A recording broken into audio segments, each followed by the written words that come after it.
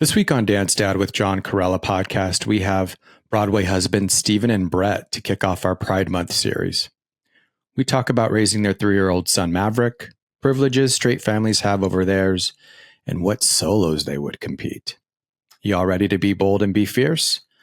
Please welcome the duet of Bret and Stephen, Broadway husbands. Okay, everyone, I am sitting here in front of two bold, fierce dancer dads, and I'm so excited because it's Pride Month, and I love this month of the podcast because I get to celebrate people I love and maybe some people you don't know. And in front of me, through technology, I have Bret and Stephen. They're known as Broadway husbands, but also Broadway dads, and they are from, one of them danced for New York City Ballet, did Beauty and the Beast and Wicked, and now they are parents, which is so amazing. So please don't get nervous. It's not a competition. Welcome to the stage, Broadway dads. I'm going to do one of your brother's like entrances. We're walking in like Maddie and we do a pose on the floor and we look up. And who's the Maddie? Who's the Chloe? Oh, Steven's definitely the Maddie. I'm the Chloe. Wait, it's so funny that we're talking about this the other day. Where were we? We were at Epcot, and I swear we saw Chloe's mom.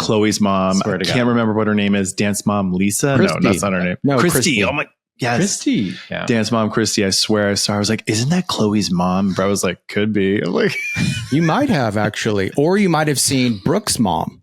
Because, so where do you live in Orlando, correct? We just moved to Orlando 3 weeks ago. Yeah, we just moved here. And thank you too for doing this podcast. I know moving and being parents. And tell me what's the name of your son? Maverick. So what I want to do is, what I like is everyone, when they first come on, is we talk about just to kind of ground us as dancers, to get us in our body. Not everyone's a dancer who's on this, but there's 4 questions, and you can answer it together. No, let's do it separate, because I'm sure you're your own people. So it's, how are you feeling? Where do you feel it? What color is it? And what is it saying? And I'll answer it back. So how are you feeling, Stephen? I'm feeling excited. And where do you feel it in your body? In my stomach. And what color is it? Pink. Good. I like that. Very prideful. And what if it had a voice, what would it be saying? Take a breath, maybe. So let's all take a breath. There we go. Even everybody listening, take a breath. We need to take a breath. I needed that. See? Let's all take a deep breath. We say that to Maverick, and he's like, no, let's all not take a deep breath. Okay, so Bret, you're up. How are you feeling? I'm feeling curious. Curious. That is, I feel you all know Bret Recker, who was on the podcast, correct? Oh, yeah. Brian Recker. Yeah. Brian. No, Brian. Yeah, I love him. Bret's here in front of me. Yes. Brian Recker. He loves to say that. Get curious. Okay. Get curious. So where do you feel it? This curiousness? I feel it in my heart, in my sternum. Okay. And what color is it? I'm going to say it's yellow.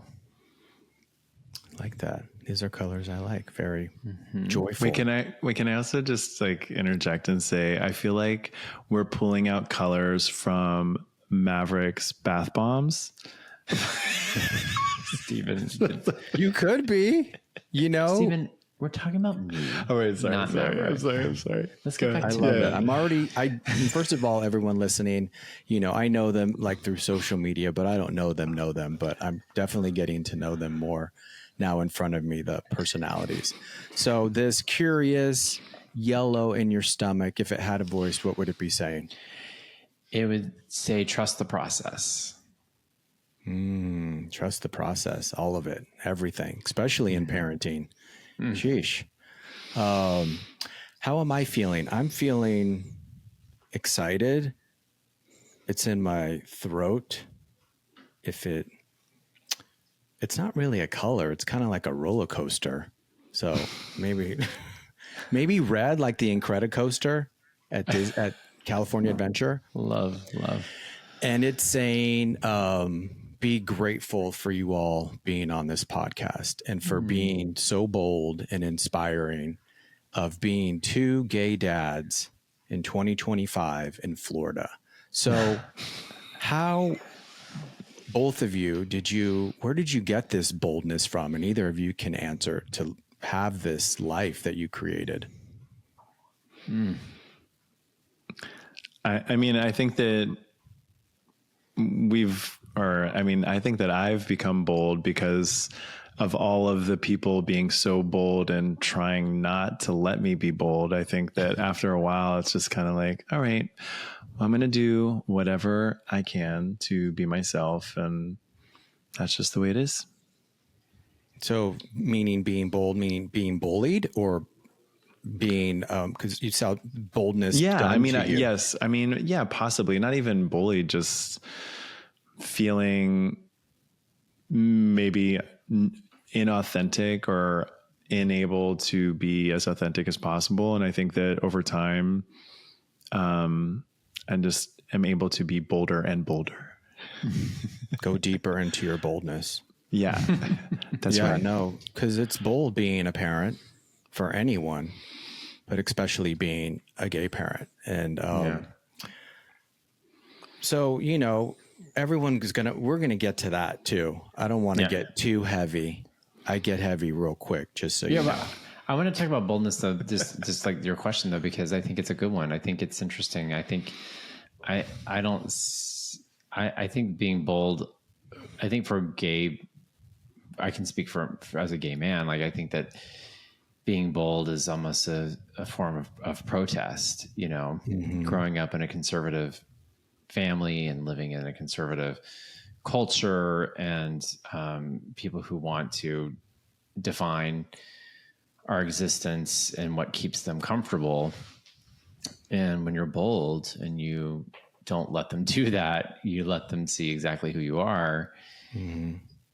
It's a form of protest. It gives other people permission. It gives other people a chance to join in and express themselves more fully. And I think that's what we need. I think that's what social media needs. I think that's what our country needs, people who are not afraid to fully express their true selves and not who they think everyone wants them to be.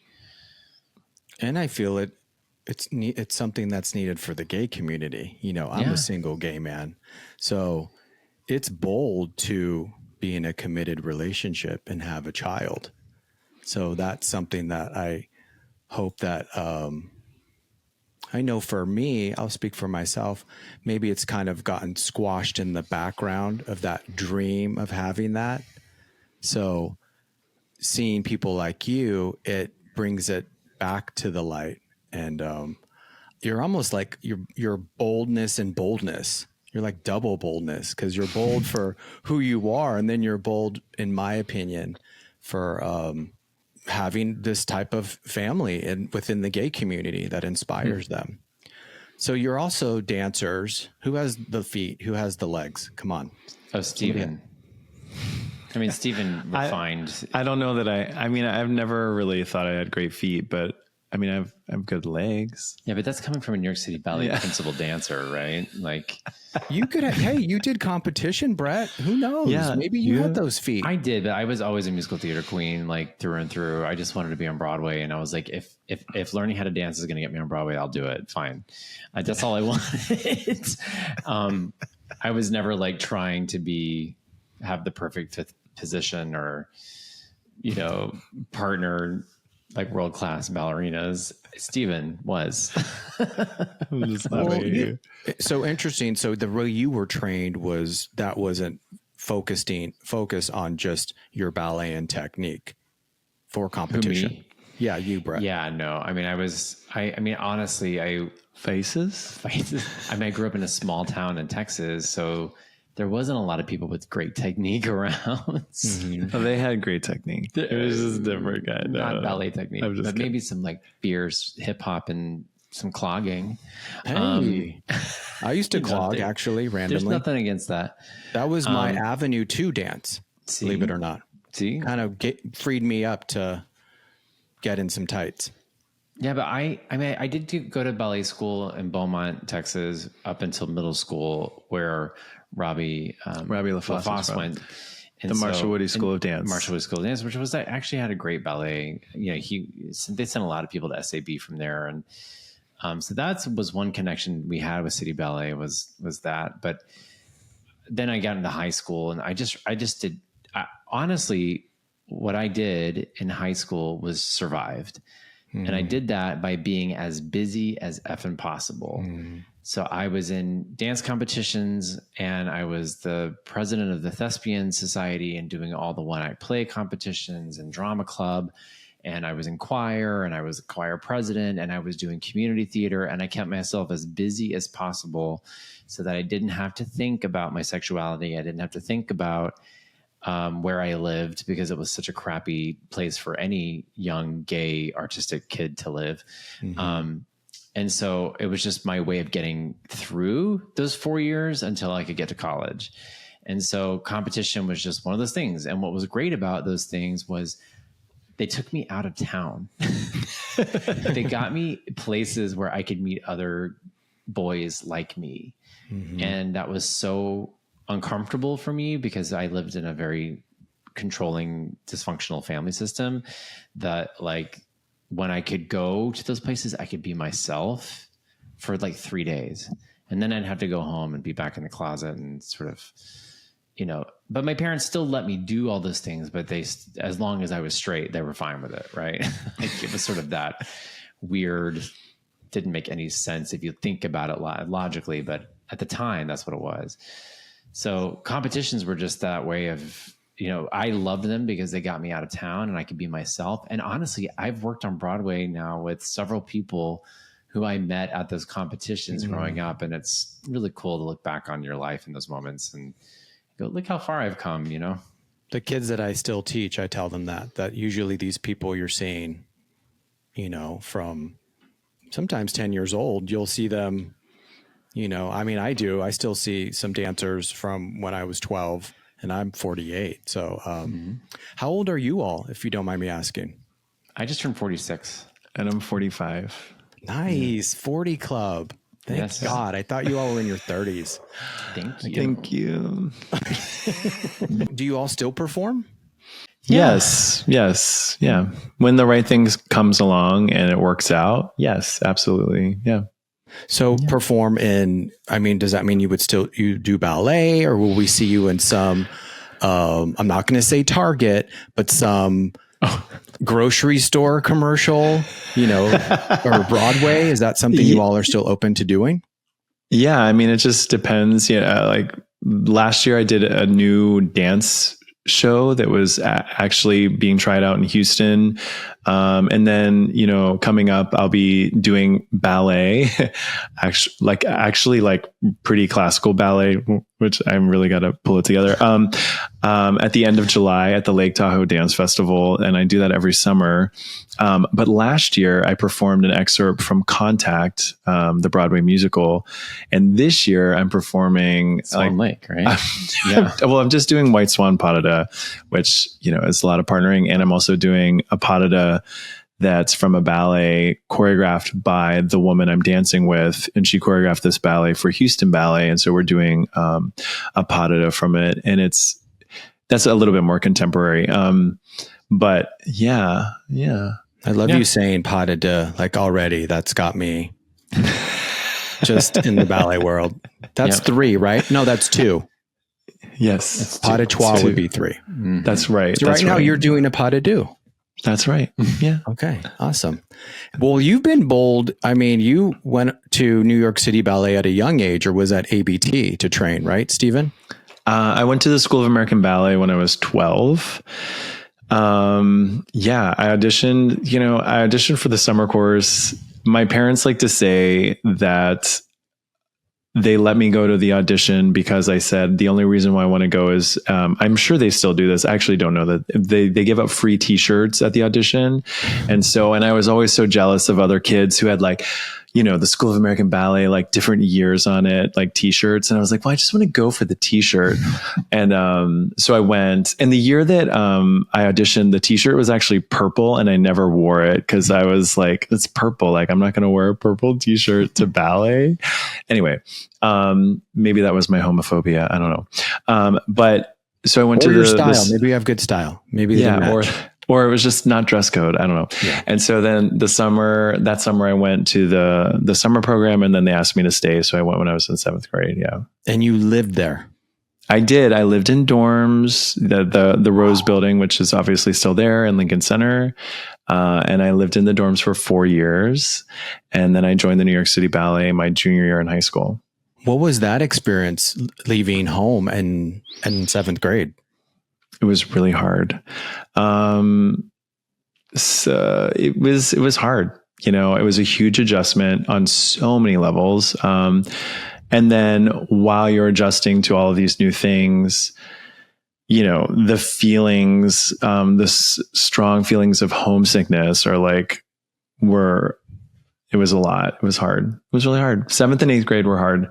But then once at my freshman year of high school, I was like, I'm fine. Once you got a little bit. Yeah. Because it's funny. I feel my story is a little bit similar to Bret's, where I feel that would be amazing for me. I mean, I'm from Phoenix, but to go to New York and kind of, yes, discover dance, but also allowed to be my sexuality and let it grow was, exciting. Do you have, were your parents supportive of you coming out? You know, it's an interesting thing because you would think that being in an environment like that I would be really comfortable with my sexuality, and I wasn't. My parents were very supportive of me being a dancer. Obviously, they let me go away at 12. And at that time, you know, it seemed like the right thing to do. And looking back on it, it really was the right thing to do. Could I have stayed at home a little bit longer? Maybe. But as far as my sexuality goes, I think that whatever seeds were planted in me, that whether it's societal or Catholic, from school, like being Catholic or whatever, you know, or just like the heterosexuality that's forced down our throats, you know, that's the norm. And if you're not that, then that's not normal. I mean, I guess maybe it's all of those things, but I was not comfortable. I remember I came out to a friend of mine. I think I was a freshman in high school. And then I quickly pretended like I didn't say that. You went back in. Yeah, I just was like, oh, just kidding. You know, and I like dated girls. Yeah. And I was, you know, in this environment where, and again, you would think that, of course, there were a lot of gay people in ballet, obviously. Yeah. But it's also a really like macho, or at least a lot of the guys that I was around were a lot of, you know, macho kind of chauvinistic young men at the time. Doesn't it cater as well to, I mean, I've never seen a pas de deux of two guys in a ballet at New York City Ballet. Doesn't it cater more to that hetero audience? Yeah, completely. Yeah. I think that it has evolved. And I think that, you know, there are a lot of dances that Jerome Robbins did that involved 2 men or 3 men. Wouldn't that be so beautiful? Like seeing a ballet of 2 amazing dancers.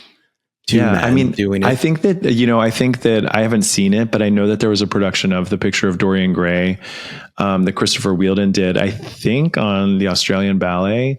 Mm-hmm. So I believe that was a big same-sex male story. That's my hope. You know, to me, you all are from the future. You are families of the future. That's why I have my Mayor Pete Buttigieg, because he's from the future. He will be president. I'm claiming it here. Yes. I would love maybe that. when I'm 70, too. Maybe when I'm 60, but we will see it. Yeah. So that's my hope, is that I can see it in Phoenix, Arizona when you all come into town. and my mom takes me at 12 years old. Did you do New York City Ballet with Tyler Peck? I did. She got in, let's see. I want to say she joined the company in 2004 or 2003. I've known her since she was probably 10. Yeah. Because I used to dance for Marguerite, and she was a part of Marguerite's company. Yeah. And I'm sure Tyler will be okay if she listens to this, but her mom's a dance mom for sure. Got it. And has a dance studio and everything. So, that's right. Yeah. She got in 2004. So I was in the company with her. And the only time I really danced with her that I can recall was like on a gig, like in 2010 or 11, at some point. I'm sorry, person, I'm forgetting your name, but they're with ABT, so it doesn't matter. We don't talk about ABT right now. So what would you all give advice to? Because there are Bret, Stevens, and Johns out there that still are feeling, especially now, that going back in, what would be your advice to them in any form, whether with their sexuality or with their dancing? I mean, I think the most important thing is that you have safety, you have a safe place to go, and you have people that will protect you. So if it's not safe for you to come out, don't do it. It's more important that you have a roof over your head and you have food on the table, and until you can be an adult and you can provide that for yourself. However, if it's a particularly bad situation, there are wonderful resources out there like the Trevor Project and Covenant House. And there's a lot of organizations that are literally there for young people who don't feel they fit in, and to remind them that they do fit in. There is a future for you. Your dreams can come true.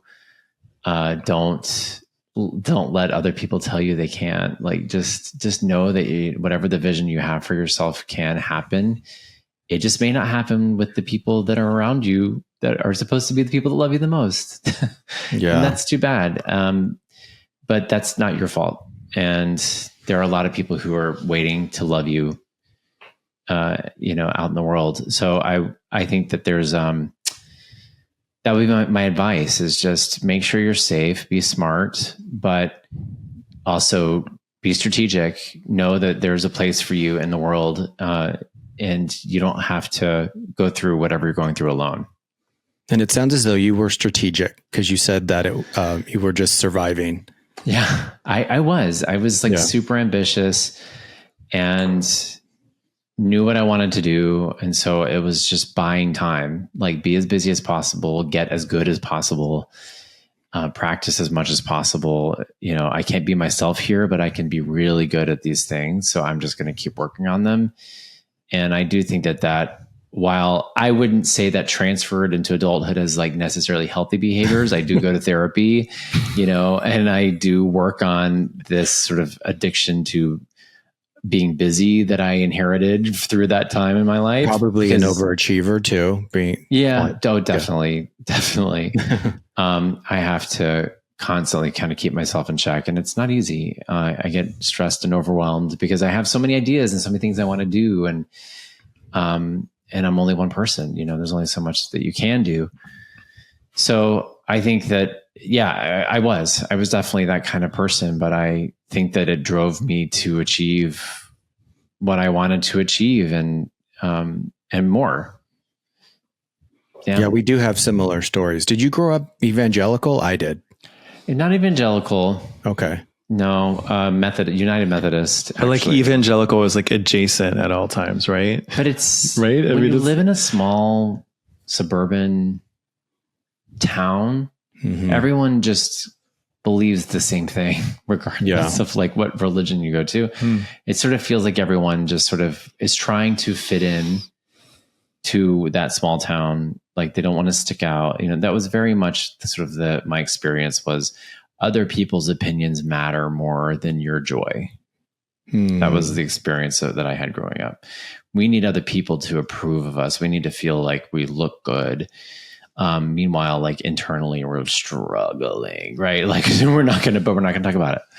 Yeah. Well, then if you talk about it, that's weakness. And that's like another thing, like, oh my God, like you can't feel that. And men don't do that.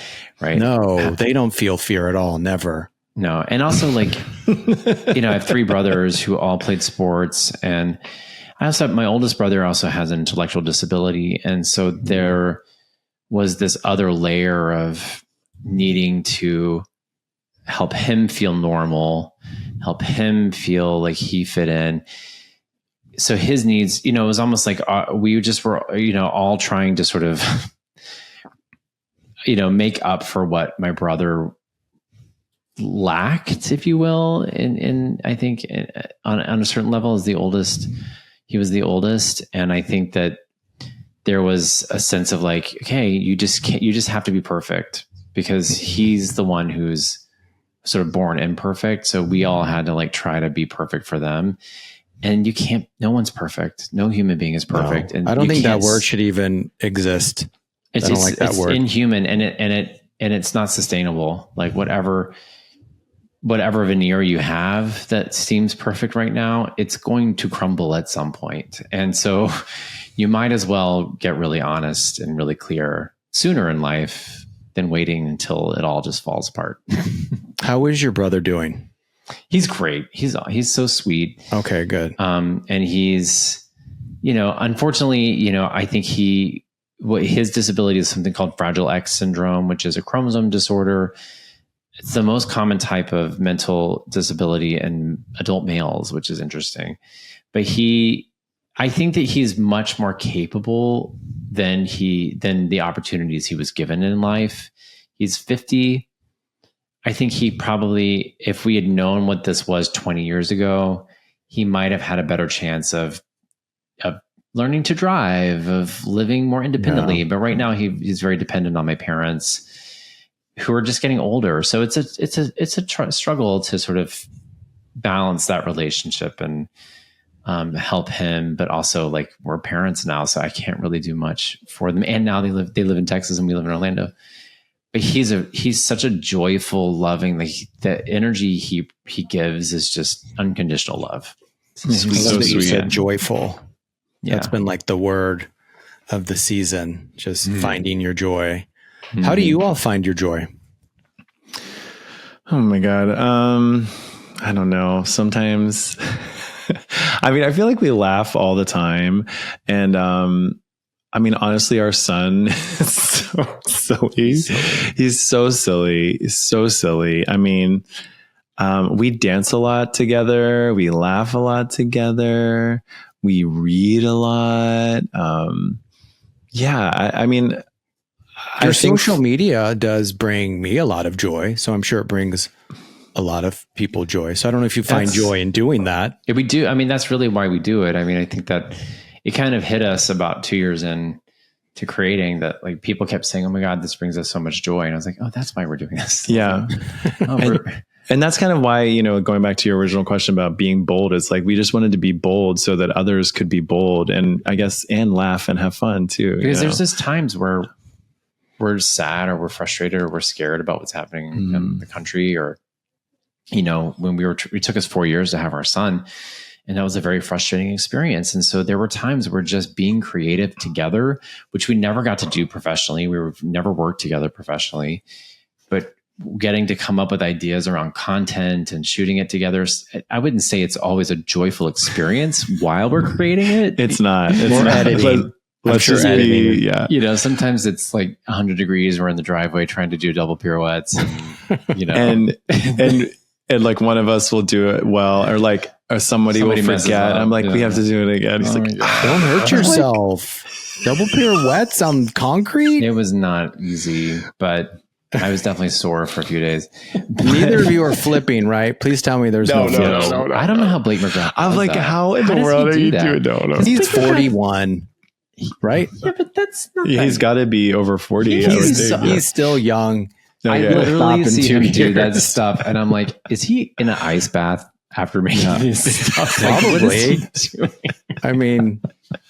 Yeah. Get it all out, Blake, because Yeah. in about 3 years. Especially, and he has a baby now too. I'm like, how He do you have does? any? Yes, Yeah. he and his husband have a baby now. But it's the know baby that. is still under 3 months. So I know. Like, how is he out there like in an airport dancing? I have no idea. We were so tired at 3 months. we were so tired, but also like I will say, sorry. we- I totally different. no, I know, but we were so tired. But in No, the no, beginning, no. like your child sleeps, or at least our baby slept all the time. So it felt like we had all of these like opportunities to like, oh, you know what we can do the next time he goes down? We can make this video, or we can do that. Like we had all this energy. It was and easier. also like when you first have a baby,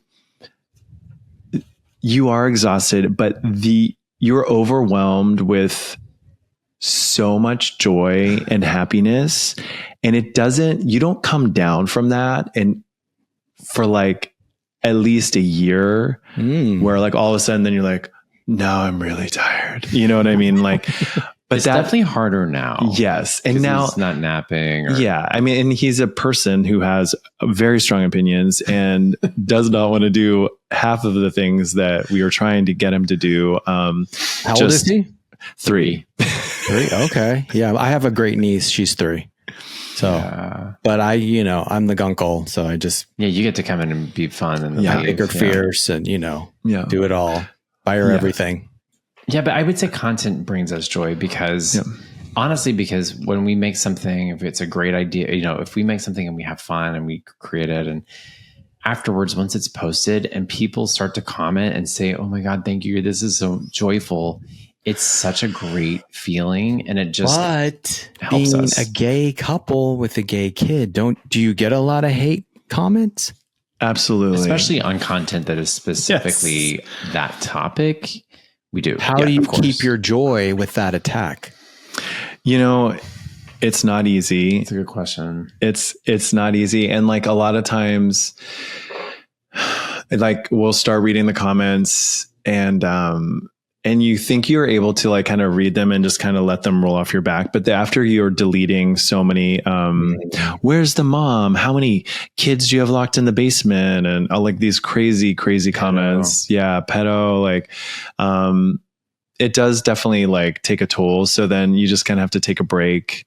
And then, a lot of times, like there was something recently where we had a lot of negative comments and I was kind of upset about it. And you were like, yeah, but like we have so many like positive comments. And I'm like, oh, there's almost always more positive than negative. Yeah. And if it goes negative, I just turn the comments off. It's just, ultimately I want the account to be a joyful account.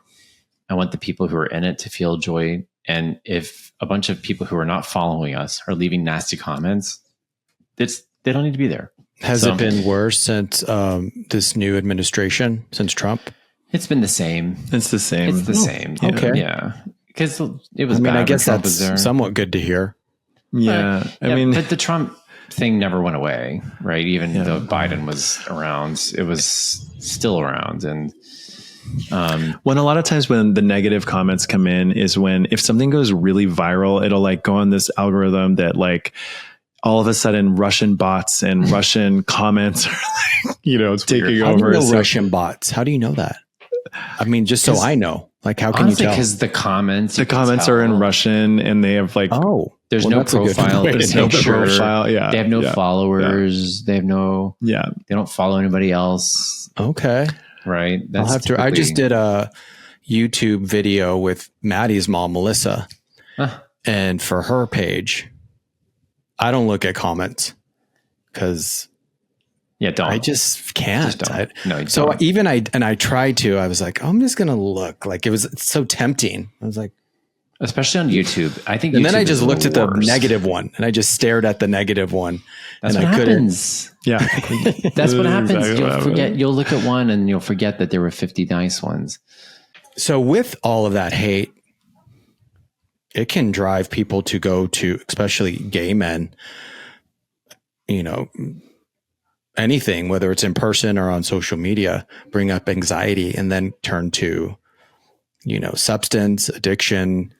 And I know you all are very vocal and inspiring about your recovery. What gave you the boldness to step into recovery? Do you want to go first? Yeah, sure. I'll go first. Yeah, because Stephen's story is good, actually. This is not. I'm not going to tell my story. It's just like, go ahead. If it's good and you feel comfortable, I'm sure they're both good. Yeah. I mean, I think that honestly, I just kept feeling like I moved to New York from Texas. I feel like that move was as like supportive, quote unquote, as my family could be. I feel like my family was just not like, I was trying to prove to them that I could do it. I did not want to return to Texas, which somehow during the pandemic I did. Who would have thought? Because I really helped that. I was like, come on, it's so nice here. It is nice there. Every time I go there. Did you move back to your town in Texas? No. Oh, no. Okay. No, we were in Houston. But anyway, I just kept hitting this roadblock where like I would get an audition, I would get a call back for a Broadway show, I wouldn't book it. And I kept feeling like I'm good. Like I was booking regional theater stuff. I was doing Cats. I was doing West Side Story. I was like doing stuff at great theaters. And I just was like, at this point, I was like, I want to be in a Broadway show and I'm not booking it.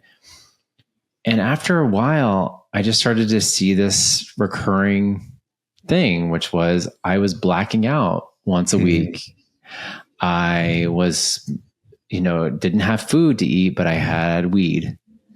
What is that? Like, it was like, and I was so detached from like understanding healthy behavior because I didn't really have that modeled for me that like, I didn't understand the disconnect of how to function as an adult. And so I went to therapy, and the therapist, through his help, and God rest his soul, he passed away in December, my therapist, but he helped me really see like, maybe you have an addiction problem. And I was like, no, I blamed everything but, denial.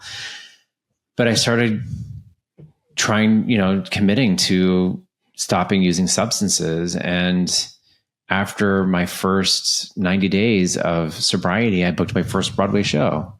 Wow. And I was like, okay, there's something to this. And I think I'm going to commit to this because this is actually the person I want to be. Not that person who's blacking out. I want to be this person who's living his dream. And so I committed to that. It's been 20 years. Did you work the steps right away in those first 90 days? Well, I wouldn't say the first 90 days. It took me a little bit to really commit to the steps. So I think the first 90 days, what I did after my first 90 days was went to Europe. And then it went out, and it was then that I came back and I got a sponsor, and I actually started doing the steps and doing the work. And that was when I even making that change. Yeah. You saw results already. I did. I liked who I was. I liked how I felt. And being in a room with people who were telling the truth and being honest about their feelings, I'd never experienced that. And so going to meetings was like a real moment for me of going, oh my God, I can be honest. I can let go of the shame that I felt my entire life of being who I'm supposed to be. And like, it was really powerful. And dance, for me, dance was a great way to actually hide emotion. Absolutely. I mean, I know it sounds weird. It is an art form, but I used to act prior as a kid. Acting teacher told me, you like dancing because it moves. You don't like to be in one spot. And I was like, oh my God, that's she's so right. Yeah. Like she was so right. So there is a sense of covering that because there is, this podcast is about exposing, atoning, restructuring, and healing. So exposing in a healing way, but there is a lot of addiction, alcohol, sex addiction, work addiction in the gay community. Yeah. And I will say I'm pretty positive your recovery has gotten you both here, married and with a kid. Well, we met in recovery. Yeah, I mean, that's how we met was at a meeting. Was in meetings. Yeah. Yeah. That's crazy to think about. Yeah. So that's what's great about recovery, in the sense of what it can give people, because at times I can feel I have to work on my bitterness against the gay community, but I'm rooting for them. I want them to evolve to this future evolving, relationally, emotionally. It doesn't always mean you're going to get married, but just continually evolving. So on that, what advice do you have for gay men wanting a relationship and they're having a hard time finding a man who wants to commit? What's that? Who can you give that to advice to, as well as to me? I mean, it's like a similar kind of advice to like a young dancer or a young gay person trying to find themselves. I mean, it's like kind of like the more in the moment and honest you can be, I think that's where you'll find your person or your people. Because we haven't really talked about this in a while, but like when Bret and I first met, we had the language of AA, just like the excitement and the want to try and be better and figure out how to do that without drugs and alcohol. And, we were friends first. And I think that part of the reason why, our relationship has lasted or, and continues is because we were always so, open and honest when we met each other. And, there was no, maybe there were ulterior motives in the beginning. I mean, there were, yes, a little bit, but like, it wasn't like, I'm going to talk to this person because I'm going to try and have sex with him, or I'm going to try and date him. Like that was never, there was obviously an attraction between us, but I don't think that in the beginning, that's why we spoke to each other, When you said being in the moment, so being in the moment you're not thinking of future or past. Yeah. Or past. Yeah. Which can be a whole nother thing. I think that's one of the things I say to people when they're like, they're single and they're looking, right? So you're not going to find, people do find people online. They find people in bars, like whatever. But one of the things that was so unique about us is finding something that was a place where it was a spiritual place, right? Like it was like working on our spiritual selves. So, and for some people, spirituality is tied into creativity. It could be pottery. It could be, but finding a place where you're going to find a common ground and you're going to find someone who's trying to grow. They have a growth mindset. They're trying to be a better version of themselves. You're not necessarily always going to find that at a gay bar, right? And so finding places where you do the things that light you up, do the things that you're curious about, take the drawing class, do the pottery class. Because there are going to be other people there. You're going to meet other people there who have a common goal or common passion for something. And that's where you open yourself up to new people and new ideas and things that can happen that you probably weren't even expecting. Where if we just, and this is what you're alluding to, I feel like I see with so much of the gay community is again, a bit of conformity. It's like, we need to conform to what the gay community expects. We need to all watch RuPaul's Drag Race, and we need to all go to gay bars because that's what we do. We go to drag shows and all be on Grindr. Right. And all be on Grindr. And like, that's just conformity because that's just what you do. And everyone just assumes you're married. You must be in an open relationship. Right. And like, no, but don't you also feel like that like the other side of the argument that you're making is like, don't you feel like we get judged because are we conforming to this the heterosexual lifestyle of being married and having kids? Like, do you know what I mean? Is that like, there's always a different way to look at it. But I also think that we're being nonconformists by being gay people raising a kid. Because you are. I think that a lot of gay men want that deep down. I remember dating an older gay man when I was probably in my late 20s, early 30s.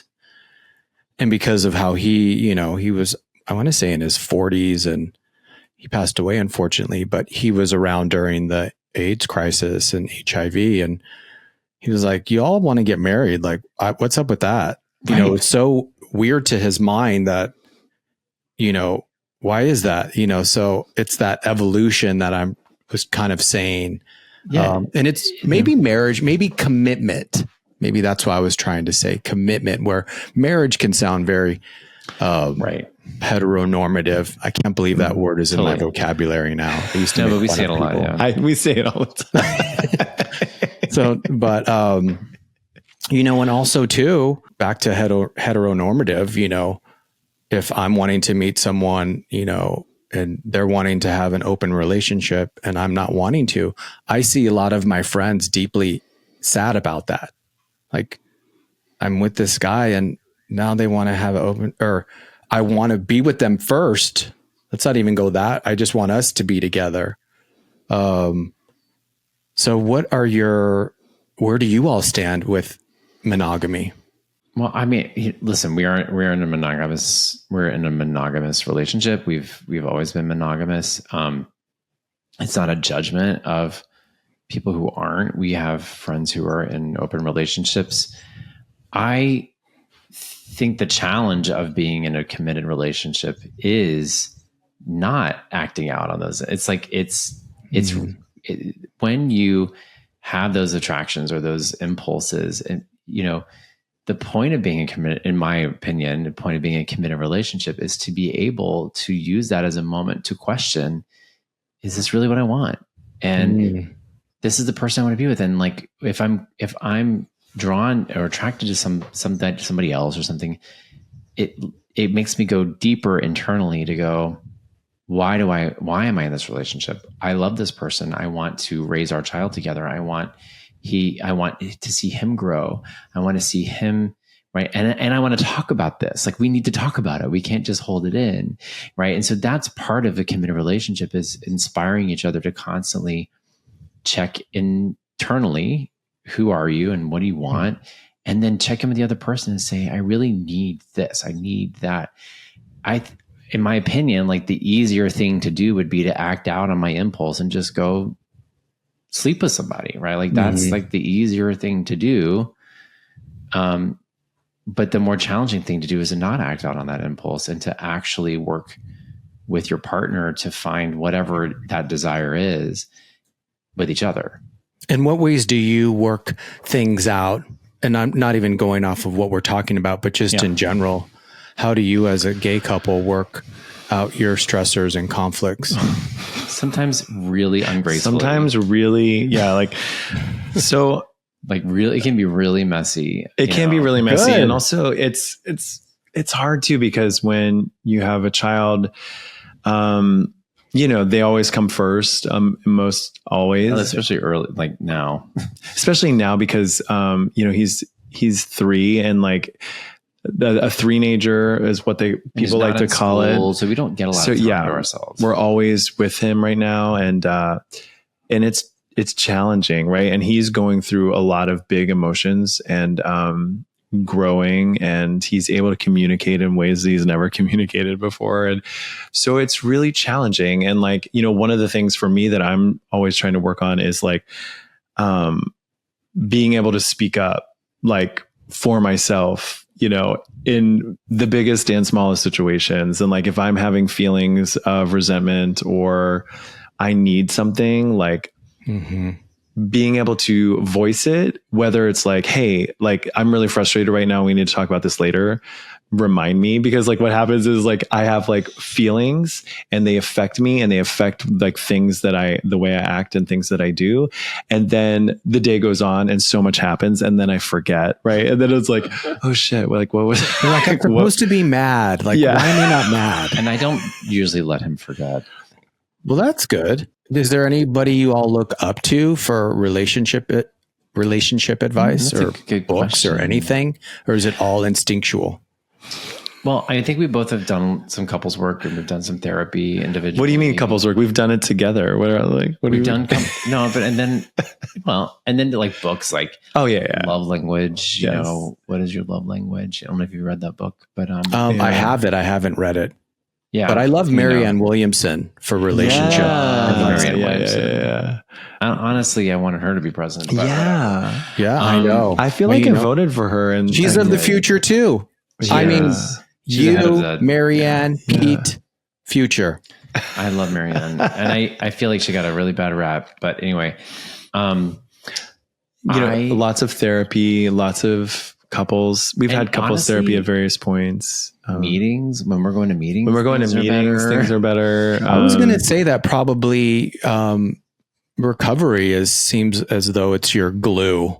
That it really is. When we're both like in our recovery, in our program, and honestly, since we've had our son, it's been much harder to be consistent there. But when we're both in our program, it's really good. And also here's the thing. So like, also when you have a child, we're trying to like be these like constantly improve our parenting, right? So it's really hard because there are things that happen throughout the day that I wish I could have done better. There are things that I do throughout the day that Bret wishes that I could have done better, and vice versa, right? And like, so then we have like these conversations where like, I'm noticing this. I'm noticing that when he says this or does this, you're acting like this. And like, maybe it would be better if we like kind of did it like this. I'm trying this and it's working. And those conversations can be really easy at times. And those conversations can be really hard because it triggers you. It triggers you. You just feel like you're failing. You can feel attacked. You feel attacked. You feel like you're failing as a parent. You feel like you're failing as like just a person. And especially now in this moment, it feels like our identity is so wrapped up in parenting because we're really, it's like really all we're doing in this moment. So it's like, it can be really difficult. Yeah. But I think that the important thing that I try to always remind Stephen of, and like when we do have these moments of like, hey, we need to have the conversation. You're not going to like it. Like we're going to be, is to say we're a team. Like, we're together. Like that we're partners. Mm-hmm. So that has to be the base understanding that like, I'm not against you. You're not going to lose me, that we're together on this. And so I need a partnership. Like if I throw something your way that I think is some feedback, I need it back in return. Like this is a partnership. And so I think that really is lots always of safety. Trying to remind ourselves that we're not like, this is not an attack on you, but also understanding that, especially as a child, with the child, you do a lot of work in recovery on yourself. But then when you have a child, it all comes back up. Everything that you thought you worked on comes back tenfold. And I wish someone had really explained that to me a little bit better.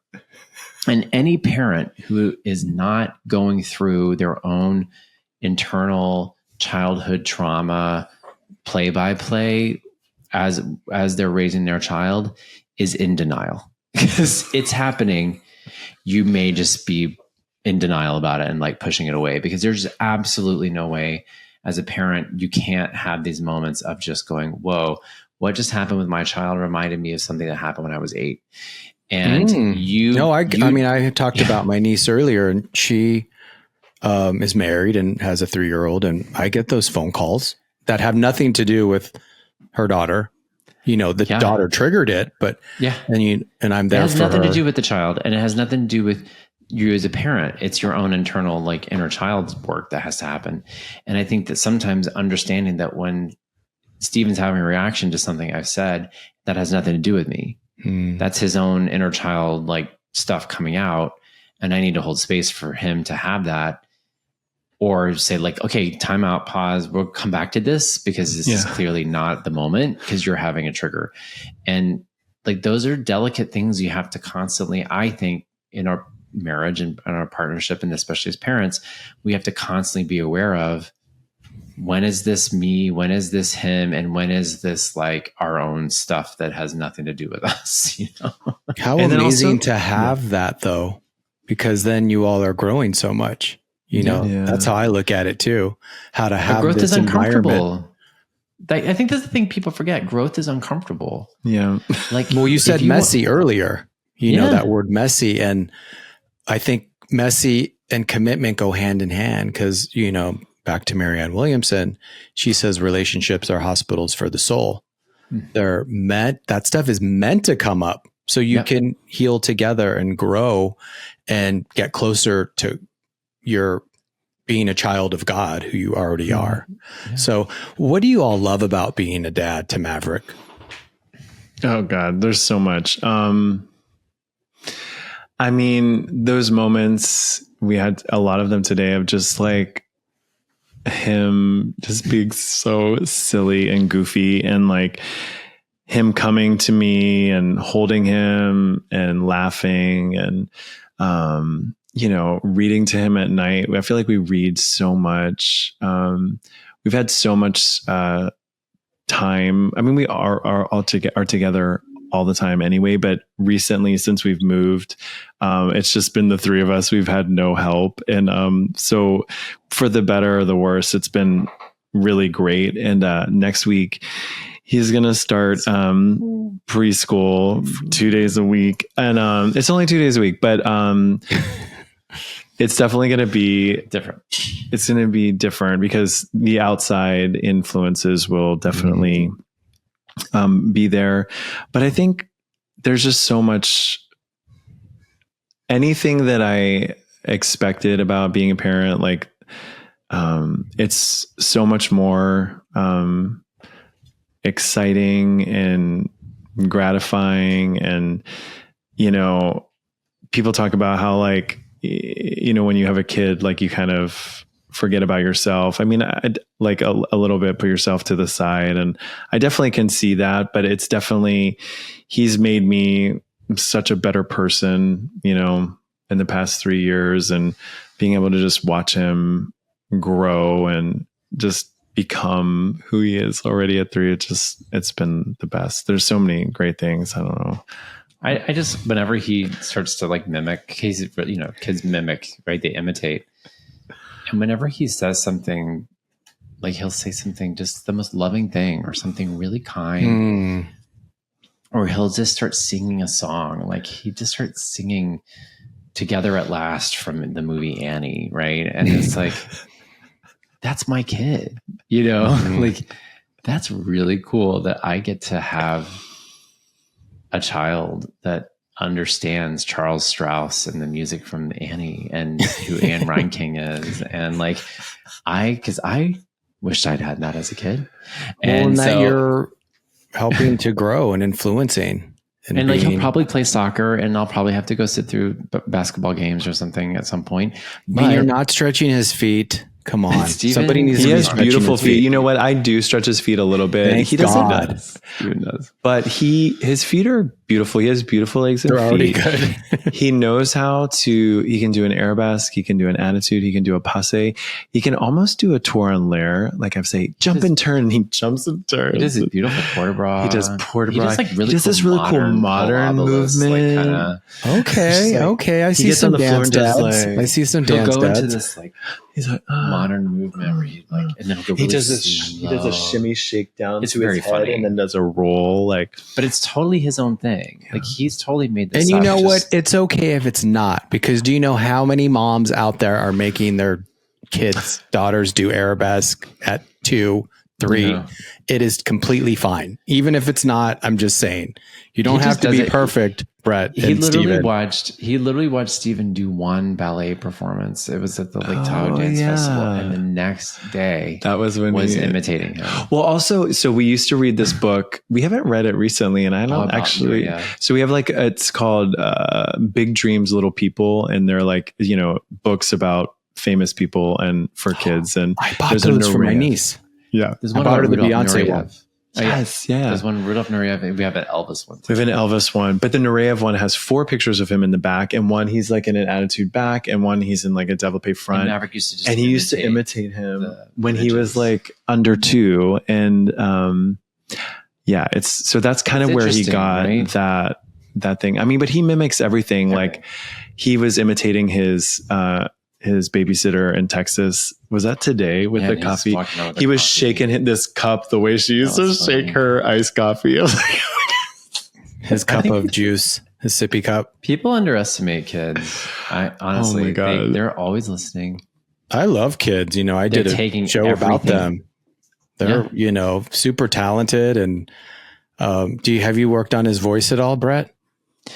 Well, oh yeah. I mean, I definitely, I'm trying not to be that person, but I'm like, we got to work on his matching pitch. But I did do that for a little bit, especially when he was really young. When they're like babies, yeah, it's like a lot. But he has, easier. you know what? He's not afraid to use his voice. He loves to sing. Good. He has a little piano, and he has a harmonica, and he has a guitar and a ukulele. He loves to do concerts. He has ballet shoes. He has this little tutu skirt that he wears. It sounds like he has a soccer ball. He has tons of soccer balls. He has, he's got everything.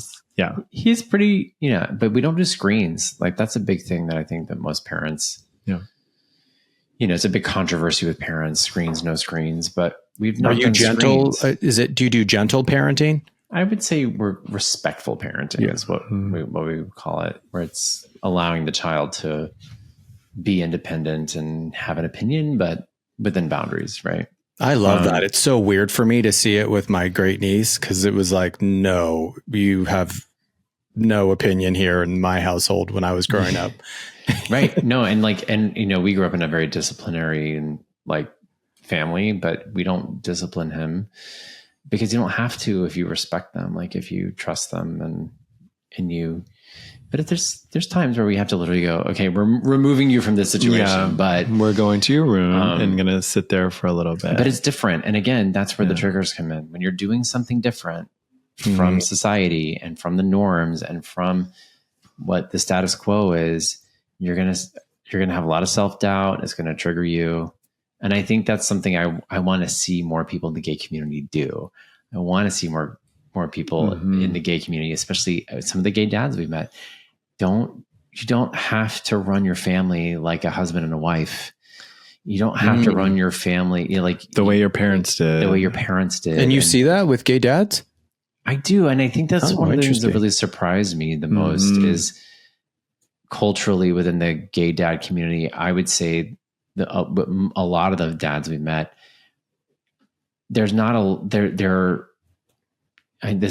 don't want to like say a lot, but I would say there's been several that we've met who are just like, their parents are basically, they have a lot of money, so they could just afford to have a full-time nanny. So they're not even really spending that much time with their kids, which is a judgment on my part. You don't know the hours. You don't know. But I sometimes I'm like, it must be nice. But also like, I wouldn't want to do that. And then also I think there's a bit of, one's a stay-at-home dad, one goes to work, he's at the office, and there's a little bit of that Donna Reed thing that you see, and they talk about it in a similar way, that like similar language to that, which I think is interesting. That is, because that sounds even more heteronormative than my niece and nephew, right. that are, they're, because of their gentle parenting, they obviously have a very different dynamic between masculine and feminine, and they're male female. So it's, I'm surprised by that, to hear that. I was surprised by the amount of dads that I met that like, and there are other dads who are not like that, and some amazing dads who are really consciously parenting and you don't think I'm like Donna Reed? I'm not like a trad wife. I'm not at home. But there is a little bit of like that conforming, and I think you kind of have to think about it too. Like if they live in the suburbs of a southern state, they're only around other moms, because there is in the parenting space, it is so heteronormative, to use that word again. You go anywhere and everything's mommy and me classes, and the pressure that's put upon women is like, and so if you are crazy. A gay dad, you do feel like you have to fill this position of being a mom because you probably get attacked too for not having a mom, right? Well, yeah, or people judge it, but like I don't ever feel attacked, but maybe on social media, yeah. Social media, yeah.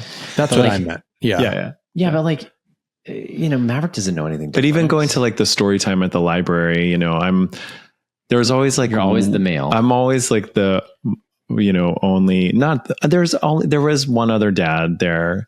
And then there was a dad that would come with his wife. But mostly I was there, the only man in the room a lot.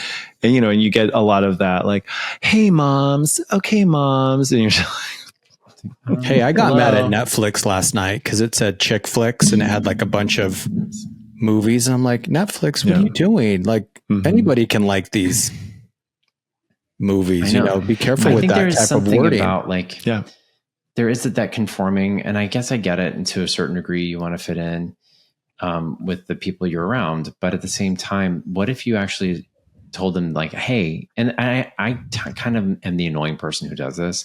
I'm like, hey, that sign you have that says moms, that feels pretty exclusive. Like that kind of, yeah. You said that at make me feel good. Yeah, at our, and I like coming to your business. Yeah. Did you say it at Legoland? I saw you went to Legoland. We didn't say it at Legoland, but we did say it. Cool, actually. Legoland was for what it was a lot of fun. It was just a little hot. Too hot. What is that? I feel fear even thinking of going to Legoland with my husband and kid, and I don't have that. What is that experience like?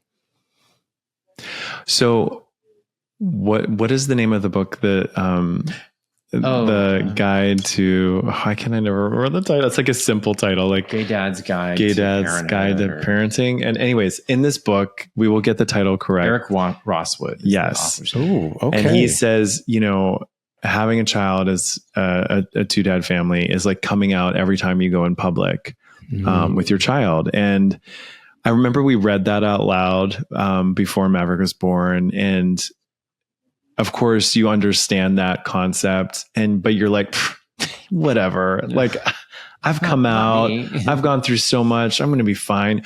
But it's true. It's like, we're definitely a little bit more used to it now. The first time we went out in public, I'll never forget it. Maverick was a few weeks old. And he was in a car seat. Yeah, he was in his carrier. And we went to a World Market to look at chairs. And there was a lady, probably 70, who I thought her head was going to pop off the way she couldn't believe. She did this like triple take. Couldn't believe there were two men with a baby in the store. And it was like, I was so hyper aware of what other people were doing in that moment, which is interesting. Now I don't care. Yeah, in fact, it's not. This woman came up to us at Legoland and was like, "Can I take?" This happened several times at Disney last week too, where people were like, "Do you want me to take a photo of the two of you?" But that we were by ourselves. We weren't with Maverick. And I'm like, "No, we're good. Like we're making solo content here. Hello, no, I'm kidding." But we know where we're putting our camera. We're making a reel. We have the shot. Can't you tell we're dancers? Anyway, this lady came up and was like, "Can I take a photo of the three of you?" And we were like, "Sure." And there was a rainbow. Yeah, I was trying to take a selfie with this rainbow behind us. And she was like, "Oh, it's perfect for Pride." I was like, "We get it. You're an ally." I just like, come on, move on. Just take the photo. Oh, that's sweet though. I like her. Sweet. We get a lot of that, like people, especially women. And that's the interesting thing about our social media too, is I would say 70% of our audience now is female. But how do straight men react to you all? I don't know, because they hold it in. No, I'm kidding. I don't know.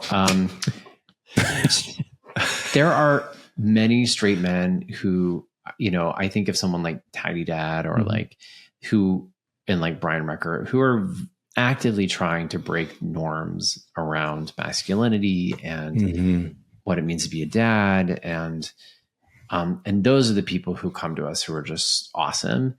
And then I think that there's a lot of women who follow us who want their husbands to be more like that. So they follow us for that reason. Like they want to see men who aren't afraid to express themselves and do Bob Fosse taking out the trash. And, and I would just say, like in the beginning, like when Maverick was a baby, I think we were way more aware of that kind of thing, of like going into public. Also because we're just new at parenting and it's so overwhelming and so much is new, and everything that you're doing is the first time you're doing it with this little being. And it's just overwhelming and you're exhausted. And now as time has gone on, I'm happy to report that I'm definitely aware of certain situations, but I'm not, you get used to it, but you're aware. Like you're aware. It's very like, Do you feel safe? You know what? I've never felt unsafe because I know there's going to be people who have our backs no matter where we are. But there was a moment at Legoland. I don't know if you caught this. We were in line to ride this ride. I don't know. It was so hot. I didn't catch anything. I was so hot that whole day. It was the line for the flight ride. Yeah. And they put us in line with this one dad. He was like this huge kind of overweight, like straight looking, like MAGA looking dude. And he wouldn't stand in line with us. Did you notice that? he moved to the line in front of us. And that's hurtful. I clocked that, like, and in my head, I'm like, maybe he wants to be with his family. I'm like, no, we make this guy uncomfortable. And I was like, good. Like, good. Like, make this guy needs, these people need, this is the thing I think about why we do our social media is people need to see that the world is not this heteronormative binary thing. Like, the world has a spectrum, and it's so important. Back to people, even your relationship, when stuff comes up, when you're uncomfortable, you grow. Same thing for these people. When they're uncomfortable, hopefully, eventually, because of suffering, they're going to be in therapy, but hopefully they're looking at it and growing from seeing and like you some all. Of this, and some of this might not change in their lifetime, but their generation will change. Like the next generation will change, and the next generation. So it's really important, I think, that we don't hide. And have you ever been bullied as a family? Oh. I mean, I wasn't aware of like what you were, so maybe, and I just wasn't aware of what was happening. Yeah, I don't know. Not to our faces. No, not to our faces. Good. Yeah. I mean, definitely behind our backs for sure. But yeah, we're all used to that. I mean, pull them out one by one. Exactly. So, that actually makes me feel really good then, because I think it's the safety and the, literally physical or verbal attack that would. We have to remember too. I mean, people may have opinions and feel uncomfortable, but at the end of the day, I think they may have homophobia or whatever towards Bret and I. But when you have a child and you have a young person, I would say 99.9% of humanity is going to do the right thing for the child, or, you know what I mean? Like, respect, at least give that a go, right? To do the right thing for the baby or the child. As far as like, if they had an opinion or wanted to say something nasty. I mean, we've had really awkward situations, especially when Maverick was a baby. We felt the pressure to kind of try and find a church.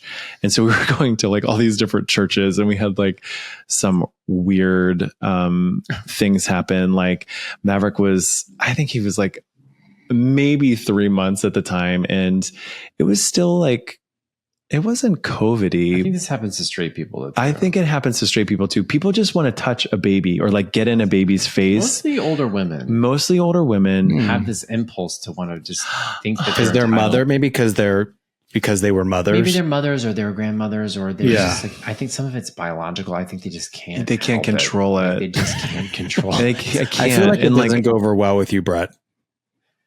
Well, I just think it's intrusive, right? It's like you're not privileged to be near my child. I don't know you, right? Like, and it's in the middle of the pandemic, like, and but the story, I actually would say it was me that was like, the Maverick was in his car seat or carrier. He was in a carrier, and we had a cover when he would so he could sleep. And we were at this church, and this woman actually lifted up the thing to look at him, and I had to I say, excuse me. And I had to she smacked my arm, and needless to say, we didn't become members of that church.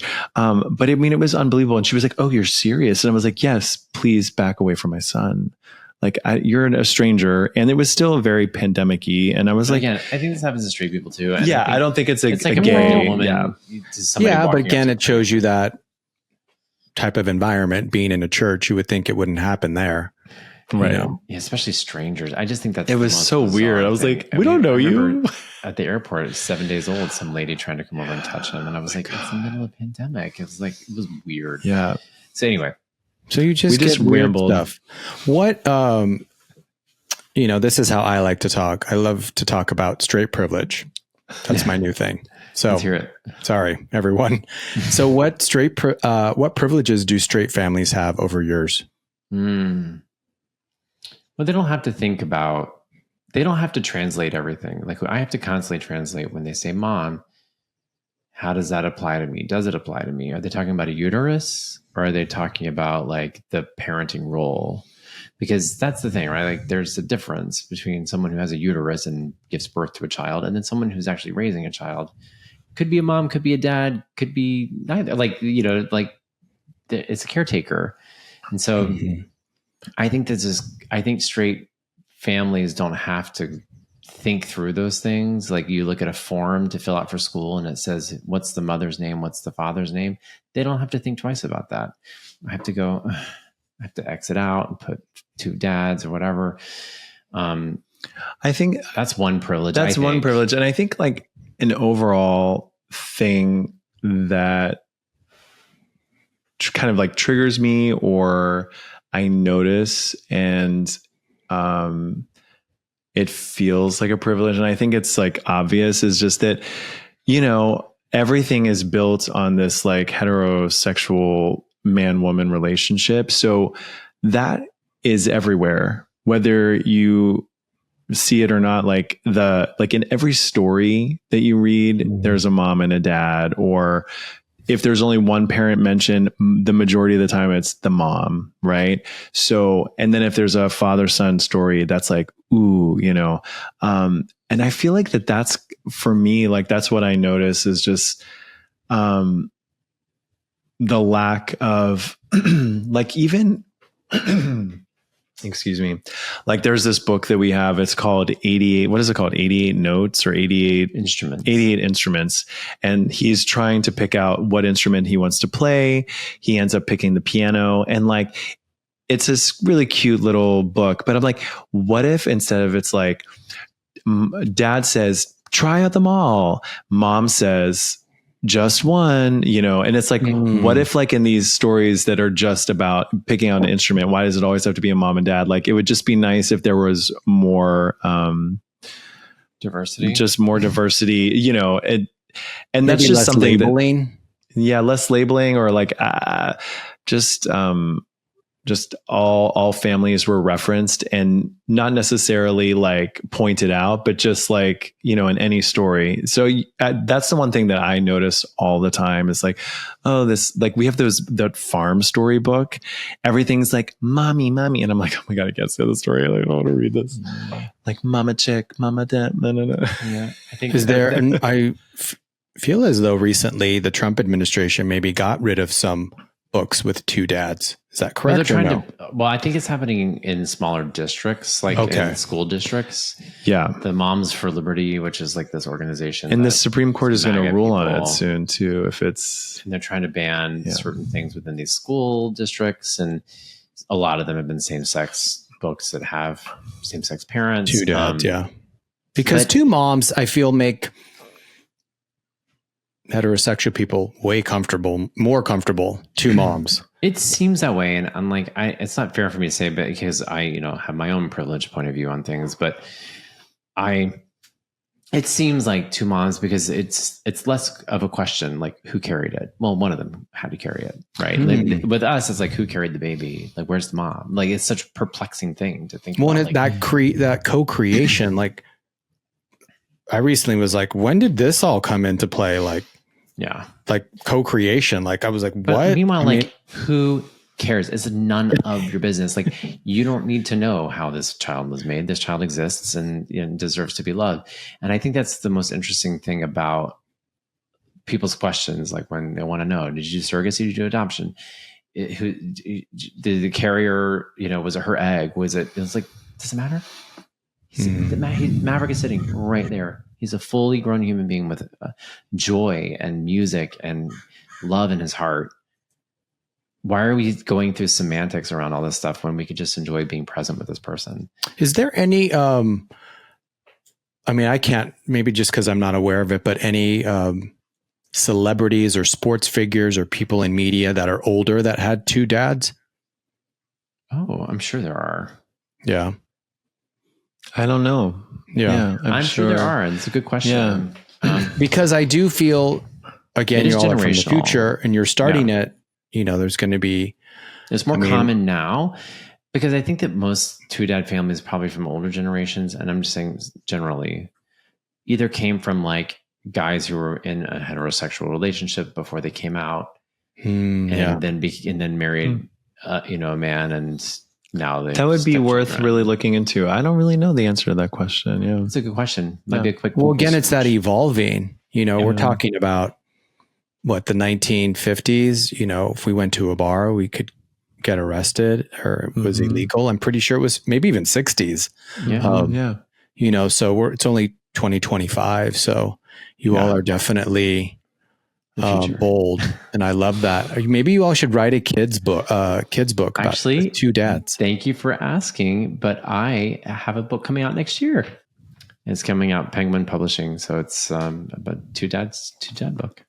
Perfect. Yeah. Amazing. Congratulations. Thank you. And it kind of happened randomly in the fall, and so I'm excited.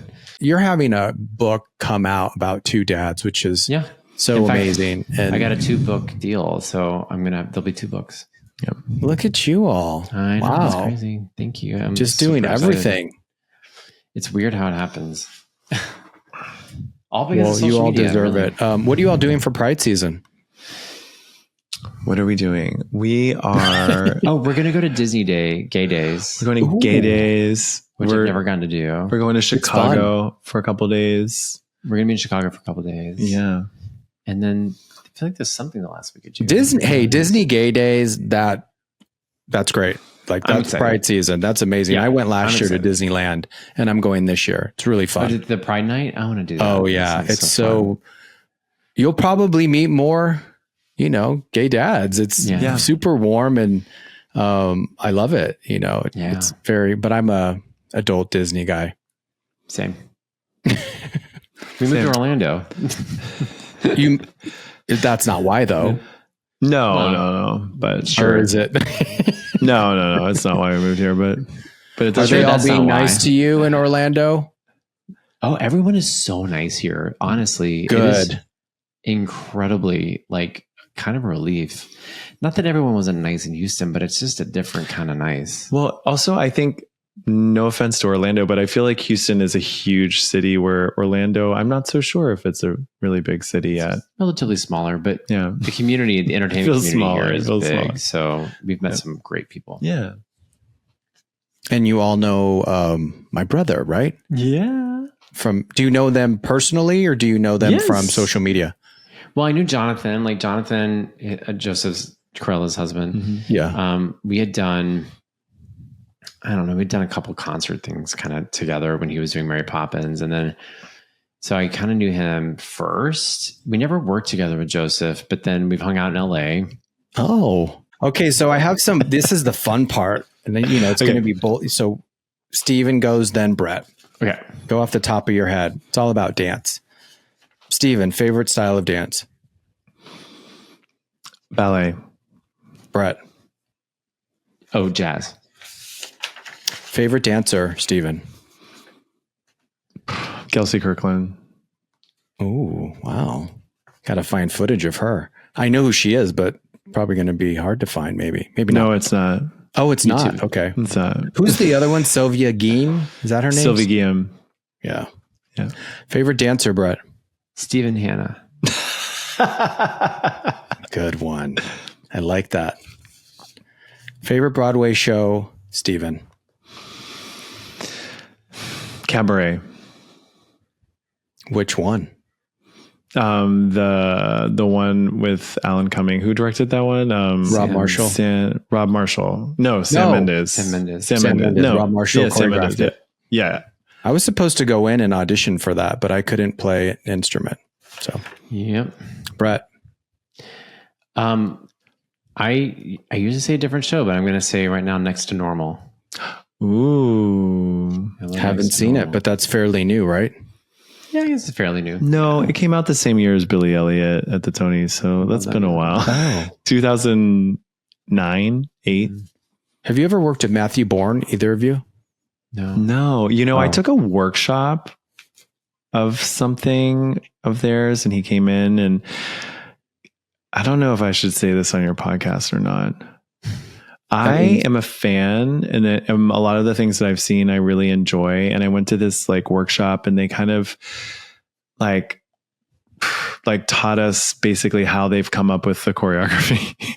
Oh, they taught you the formula? Yeah. And I was like, oh, okay. I don't know. Yeah. Well, Yeah, hey, it's they did a workshop for it. I mean, yeah, no, you're right. I it. just was like, okay, all right. You just maybe don't like the formula. It sounds like you don't like that formula. Yeah, I enjoy the things that I've seen. Yeah. Favorite dance movie, Stephen? Center Stage. He's in it. You are? Yeah. But you know what? I would say yes, Center Stage, just because I was in it. And it's like the 25th anniversary this week. And so I've been seeing a lot of things pop up about it. But one of my favorite dance movies, it's like so niche and it's so hard to find, is this movie called Dancers. It's from like 1986. It's directed by Herbert Ross, who directed The Turning Point. And it's basically like kind of a sequel to The Turning Point because Misha Baryshnikov plays the same character that he played in The Turning Point. But for me, that movie, it's so cheesy. And Julie Kent is in it. And she's like this young corps de ballet girl who's fallen in love with Baryshnikov, of course. And like they're in Italy performing Giselle and she's in the corps. And like at one point she like gets so upset because she's so in love with him. She runs off stage during the mad scene of Giselle. She's a peasant. She runs off stage, goes into town in whatever village in Italy they're in, and or maybe they're in Rome. And she gets a tattoo of like a flower with the petals coming off, like a Giselle, flower, like he loves me not. And then he finds her and she's like, I got this tattoo. Like it wasn't by the end of the show. She didn't have it done by the end of the show, right? When she left. I don't know the timeline of how it ends, but I was obsessed with this movie when I was a kid. And yeah, I'm going to say Dancers. Sorry. Okay. And can we see you in Center Stage? Yes, but you have to really look. You'd have to really look. And like, honestly, I was like 18, 19. It's very different. And I was like 5'10" and a little pimply. And now you're 6'2". I'm 6'2". So like wow. I grew up, I was a late bloomer. Yeah. Yeah. Well, you did it with Zoe. She's in it, right? Zoe Saldana. Yeah. Did you see Amelia Perez? No, we only watched a little bit of it. Yeah, I feel like Bret wouldn't like it, so it's probably good. I don't think we only started and we were like, I can't get through this. Favorite dance movie, Bret? Does Girls Just Want to Have Fun qualify? Yes. Hello. I love that movie. That's amazing. Helen Hunt, Sarah Jessica Parker. Oh, wait, can I give another one? Another shout out? As long as you don't give the whole plot away. No, I won't give the whole plot away. Is Staying Alive. That's all I'll say. Staying Alive. That's a good one. That is, who directed that? Sylvester Stallone. Yeah. And he's in it. Yeah. And Patrick Swayze is a dancer at the beginning too in the audition. And Cynthia Rhodes with her legs. Love her. Sorry, see, he got me. Yeah. That's one of my favorite. I just watched it. I made my neighbors watch it a month ago. So good. So good. Okay. Favorite, well, you said Girls Just Want to Have Fun. So, okay. Favorite choreography, Bret? Choreographer. Favorite choreographer? Ooh, that's a hard one. Oh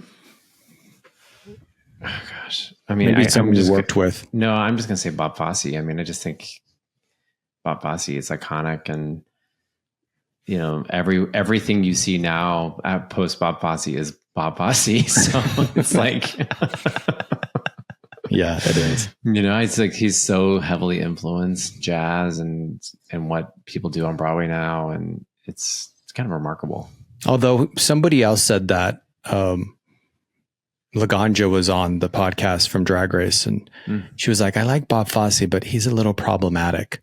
And so she was telling me that he would be problematic now because of how he treated women. Yes, pretty bad. Yeah. Favorite choreographer, Stephen? I mean, I'm just going to agree with the Bob Fosse thing. And why am I blanking on this person's name? He's so famous. The guy who choreographed Dirty Dancing. Why can't I think of it? Kenny Ortega. Yes, Kenny Ortega. There we go. My brain. Yeah. Yeah. Wow. Look at you knowing jazz and ballet. Well rounded. Yeah. I've also been in 5 Broadway shows. Okay. Were you in Moving Out? No, but I did Come Fly Away, the tour. I didn't do it on Broadway, but I did the tour of Come Fly Away.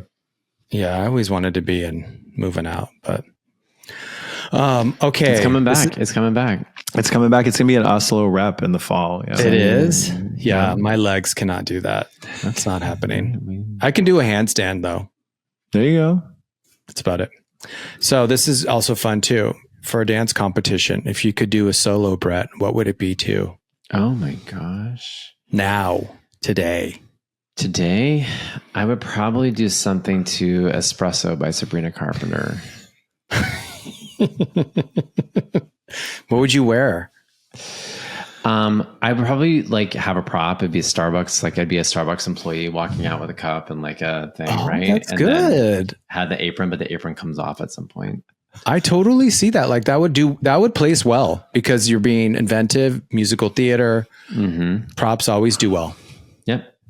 Very good. Okay, Stephen, what if you could do a solo, what would it be to? I can't think of anything. I don't know. The songs that I sing to Maverick right now. What do I sing to? Like the Rainbow Connection, maybe the Rainbow Connection. Oh, that would be good from the Muppets. Yeah. See, what would you wear? Like rainbow, like unitard?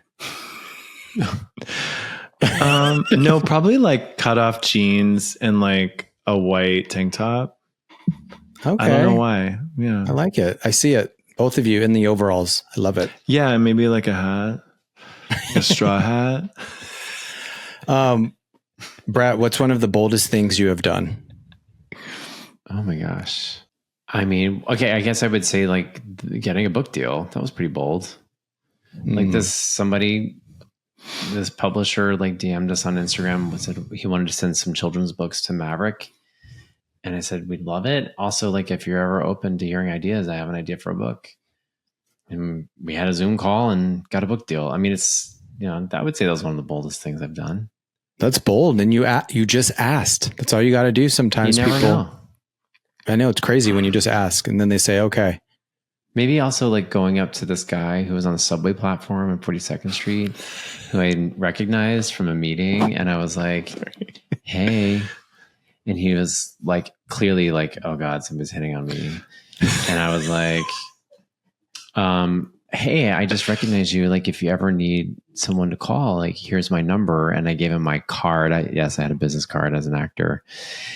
And he did. He called me. And now we're married. We have kids. I love that, though. You are bold. You just asked. I'm pretty bold. I don't go up to people that much. I'm not afraid of what other people think. I mean, this was like a different time. This was like 2006. Like things were just different. People were a little bit less on their Carpenter. phone. She was probably born that year. She wasn't even born yet. She did dance competitions. I'm not surprised. Yeah. And so is Tate McRae. She's a huge dance competition girl. Really? Amazing. She could have been in a ballet company. Check out her legs and feet. I think she always used to win YAGP too. Mm-hmm. Okay. So I don't know. I'm just trying to. Amazing. What's one of the boldest things you have done, Stephen? I think having a child. Yeah. Yeah. And wanting to have another one. Yeah. You definitely have another one. That's exciting. Well, speaking of, where can we all follow your journey on social media? At Broadway Husbands on Instagram and YouTube. Yeah, and also on we're on Substack now. Yeah. Have you used Substack? I'm loving Substack. I feel like I'm not on it, but that's great that you are. Is it what do you do? Just sign up and Yeah. Substack. You can go to BroadwayHusbands.substack.com. We do like a fun. If you join we call it the neighborhood. Join the Broadway Husbands neighborhood. We do a monthly jazz class. People can come and if you just want to get up and move. And we do weekly live chats and I write an article almost every week. And it's just kind of like a fun community where we're really trying to help create conversations with people around gay dads. And we're launching our podcast, of course, in June called Husbands to Dads. So we're going to have a lot of bonus content on Substack there for that. That's exciting. Husbands to Dads. Mm-hmm. I love it. I'm going to be listening. And you said you do live calls. So you like, We do. when you join Substack, you do monthly live calls. We do weekly. We do weekly. We just send the call our Monday Joy Chat. Monday Joy Chat. And we do it on Instagram still too. So Yeah. Well, I love it. Well, you all are giving me lots of hope and joy and more boldness. I'm just going to ask people now, Bret, thank you. I'm going to have to get a business card though. I don't have a business card. Well, you don't need it anymore. Now you have Instagram, right? Well, you can just like, touch phones. Here's my QR code or whatever. Yeah. Which kind of is a little creepy. I don't know if I'm going to do it that way. yeah. I'll just tell You them never know though who you might touch phones with. I will say I am talking to someone and, so it's been Good. nice. Yeah. Yeah. He does act too, which is inspiring to be, Good. as you know, to be with someone that's in the Community. that loves what you love. Yeah. Passionate about what you are passionate Totally. about. Okay. Well, we're going to say goodbye, but thank you again for your time and lots of love and prayers to Maverick. Thank you. Thank you. Thank you all for listening and watching Dance Dad with John Corella. What you all can go do this month, especially Pride Month, is to go and support this gay-owned, queer-ran podcast. Our show comes out every Thursday at 9 a.m. Eastern. Search for Dance Dad with John Corella on all podcast platforms and make sure to follow and download so you don't miss an episode. Subscribe to Dance Dad with John Corella YouTube channel and turn on your notifications so you never miss an episode. You can also sign up and become a member on Patreon at the only Dance Dad with John Corella to watch the on-camera footage of this podcast and to be a part of this bold, fierce community, as well as seeing some behind-the-scenes content. Thank you so much for listening to Dance Dad with John Corella. Thank you to everyone at Hivecast for all that you do. And if this episode meant something to you, please share it and subscribe. Also, you can follow Dance Dad with John Corella on all platforms. But most importantly, remember to be bold and be fierce.